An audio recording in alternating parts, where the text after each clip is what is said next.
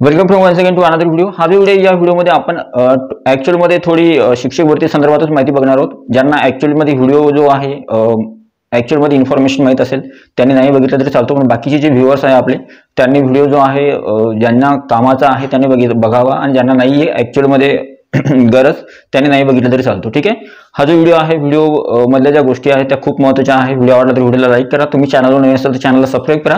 आणि हा एक गोष्ट सांगून द्यायची राहिली, फक्त शिक्षक भरती संदर्भात याच चॅनलवर माहिती येईल जे काही असेल ती, मग एक तर सकाळी असेल किंवा दुपारी असेल किंवा संध्याकाळी एनी टाइम जी आहे शिक्षक भरती संदर्भात कोणत्याही प्रकारची महत्त्वाची आणि लवकरात लवकर अपडेट जी आहे तुम्हाला ती याच चॅनलवर मिळणार आहे, किशोर झगरे शिक्षक भरती या चॅनलवर। दुसरं जे चॅनल आहे किशोर झगरे, ऍक्च्युअली ते मेन जे चॅनल आहे त्या मेन चॅनलवर तुम्हाला शिक्षक भरती संदर्भात कोणत्याही प्रकारची अपडेट मिळणार इथून समोर मिळणार नाही। ठीक आहे, ही गोष्ट लक्षात ठेवा। त्याच्यामुळे तुम्ही या चॅनलला सबस्क्राईब नसेल केलं तर या चॅनलला सबस्क्राईब करून ठेवा, जेणेकरून तुमच्याकडून कोणत्याही प्रकारचं नोटिफिकेशन मिस होणार नाही। म्हणजे टीटी परीक्षा असेल, टेट परीक्षा असेल, शिक्षक भरती असेल, पवित्र पोर्टल असेल किंवा इत्तमभूत किंवा सविस्तर माहिती असेल किंवा कोणत्याही प्रकारची लेटेस्ट अपडेट जी आहे तुमच्याकडून मिस व्हायची नसेल तर चॅनलला सबस्क्राईब करा। साईडचं नोटिफिकेशन मिळेल तर ऑल ओव्हर सेट करा, जेणेकरून तुमच्याकडून कोणत्याही प्रकारचं नोटिफिकेशन मिस होणार नाही। तर चला सुरू करूया आजचा व्हिडिओ। आणि टेलिग्राम चॅनल, व्हॉट्सअप चॅनल आणि बाकीच्या चॅनलची लिंक डिस्क्रिप्शनमध्ये आहे, त्यांना सुद्धा तुम्ही जॉईन होऊ शकता किंवा सबस्क्राईब करू शकता।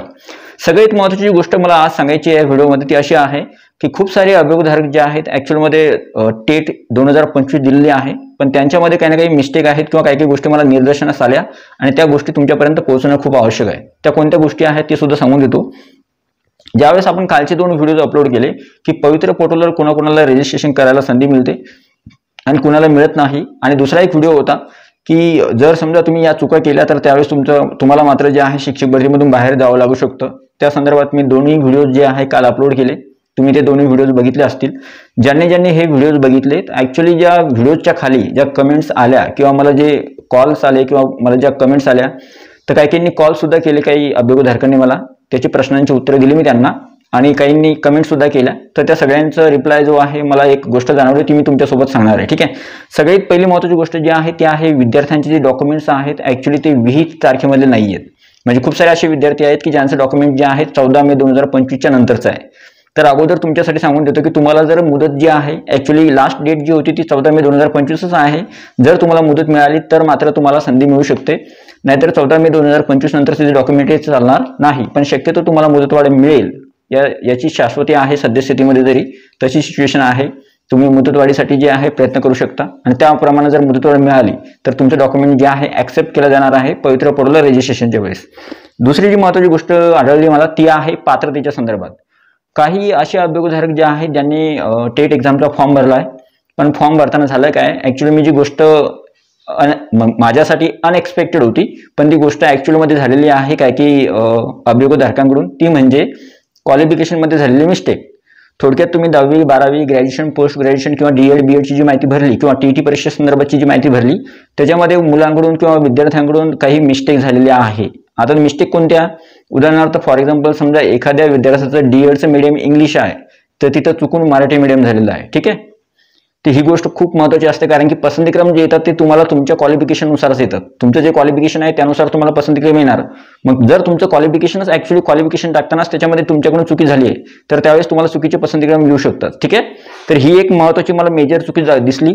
तुमच्यापैकी काही जण आहेत का ज्यांचं क्वालिफिकेशनमध्ये थोडीफार काही चुकी झाली असेल तर तुम्ही कमेंट बॉक्समध्ये सांगा, मी तुम्हाला उत्तर देण्याचा नक्की प्रयत्न करेन।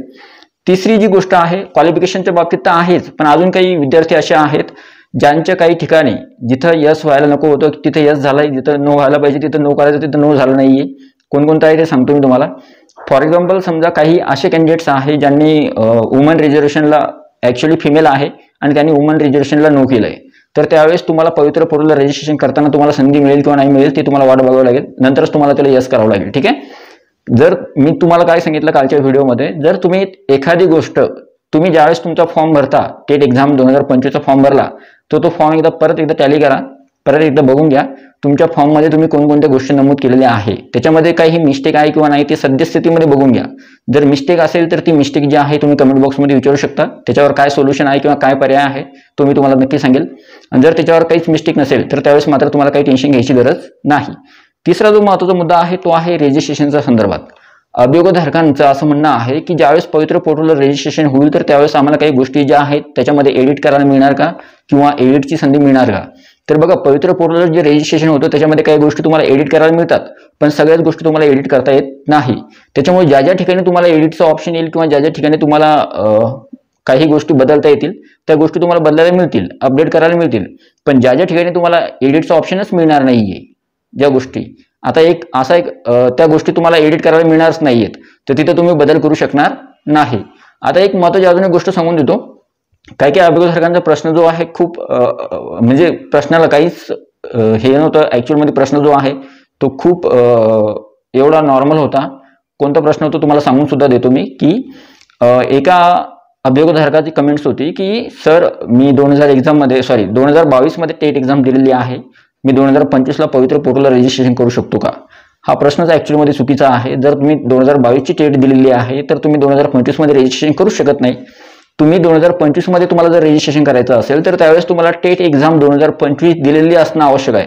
जर तुम्ही टेट 2025 ची दिलेली आहे तरच तुम्ही मात्र रजिस्ट्रेशन करू शकता, अन्यथा तुम्ही रजिस्ट्रेशन करू शकत नाही.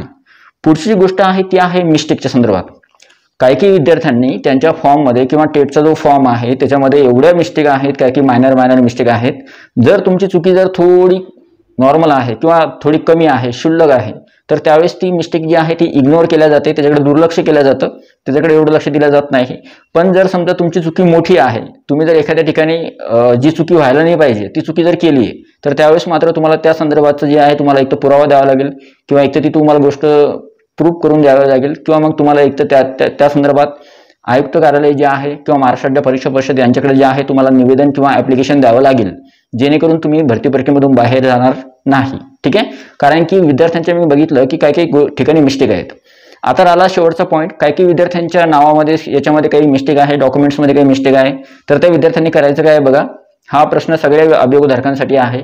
जवळपास जास्तीत जास्त अभियोगधारकांचा हा प्रश्न होता की तुमच्या एक तर मार्कशीटच्या नावामध्ये किंवा तुमचे डॉक्युमेंट्स जे असतील ते किंवा तुमचे क्वालिफिकेशनचे डॉक्युमेंट्स किंवा तुमचे सर्टिफिकेट्स किंवा मग तुमचं कोणतेही एखादं समजा जे गोष्टी आहेत, आधार कार्ड असेल, जर त्याच्यामध्ये काही ना काही मिस्टेक असेल किंवा चुकी असेल, स्पेलिंग मिस्टेक असेल किंवा काहीतरी चुकी असेल, तर त्यावेळेस तुम्ही काय करायचंय, एक तर गॅजेट काढून घ्या किंवा एक तर मग ॲफिडेविट करून घ्या. तुम्ही गॅजेट काढलं तरी चालतं किंवा ॲफिडेविट केलं तरी चालतं. शक्यतो गॅजेट काढा, कारण की गॅजेट काढल्यानंतर मग काही टेन्शन राहत नाही किंवा तुम्हाला चिंता करायची गरज राहत नाही. त्याच्यामुळे जर तुमच्या कोणत्या ना कोणत्या ठिकाणी काही ना काही मिस्टेक झाली असेल तर त्यावेळेस गॅजेट किंवा ॲफिडेविट काढून घ्या. ठीक आहे. आणि एखाद्या ठिकाणी जर माहिती चुकून एखादी माहिती जी आहे ती व्हायला नको होती ती जर झाली असेल तर तुम्हाला पवित्र पोर्टलला रजिस्ट्रेशन संदर्भात ज्यावेळेस जी काही अपडेट येईल तर तोपर्यंत तुम्हाला वाट बघावं लागेल. रजिस्ट्रेशन करताना जर तुम्हाला ती माहिती तुम्हाला एडिट करता आली तर खूप छान, तुमच्यासाठी सुवर्ण संधी असणार ती की तुम्ही ती माहिती अगोदर नो केली होती, नंतर तुम्हाला यस करायला मिळते, तर त्यावेळेस तुम्हाला एडिट करायला मिळणार. पण शक्यतो जर पवित्र पोर्टलला तुम्हाला रजिस्ट्रेशन करताना ती संधी जर आली नाही, म्हणजे मी अगोदर सांगितलंय पवित्र पोर्टलवर तुम्हाला सगळ्या गोष्टी एडिट करता येत नाही. फक्त काही ठिकाणीच तुम्हाला बदल करता येतो, त्या गोष्टी तुम्हाला बदलता येतात. पण ज्या ठिकाणी तुम्हाला बदल पॉसिबलच नाहीये किंवा ज्या ठिकाणी तुम्हाला एडिटची संधीच मिळणार नाहीये त्या ठिकाणी तुम्ही बदल करू शकणार नाही. ठीक आहे. तर या सर्व गोष्टी होत्या आणि या गोष्टी खूप महत्त्वाच्या आहे शिक्षक भरती 2025 मध्ये. यातले काही उमेदवार जे आहे, यातून काही उमेदवार बाहेर सुद्धा जाऊ शकतात जर याचं सोल्युशन नाही निघालं तर. म्हणजे याच्यावर जर सोल्युशन नाही निघालं तर या उमेदवारांची जी आहे परेशानी किंवा फजिती होऊ शकते. त्याच्यामुळे कोणकोणत्या गोष्टी सांगितल्या मी डॉक्युमेंटच्या संदर्भात, पात्रतेच्या संदर्भात, रजिस्ट्रेशन क्वालिफिकेशन संदर्भात, रजिस्ट्रेशनच्या संदर्भात आणि मिस्टेक ज्या होत्या, खूप साऱ्या मिस्टेक आहेत त्या मिस्टेकच्या संदर्भात तुम्ही सांगितलं. आणि अजून एक गोष्ट सांगितली तुम्हाला, जर तुमच्या नावामध्ये स्पेलिंगमध्ये काहीतरी मिस्टेक असेल तर त्यावेळेस गॅजेट किंवा ॲफिडेविट काढून घ्या त्या संदर्भात. ठीक आहे. तर आय होप हा व्हिडिओ तुम्हाला आवडला असेल. व्हिडिओ आवडला तर व्हिडिओला लाईक करा आणि शिक्षक भरती संदर्भात या चॅनलवर माहिती जी आहे, या चॅनलवर तुम्हाला जी काही माहिती असेल ती सगळी माहिती तुम्हाला फक्त शिक्षक भरतीची या चॅनलवर मिळेल.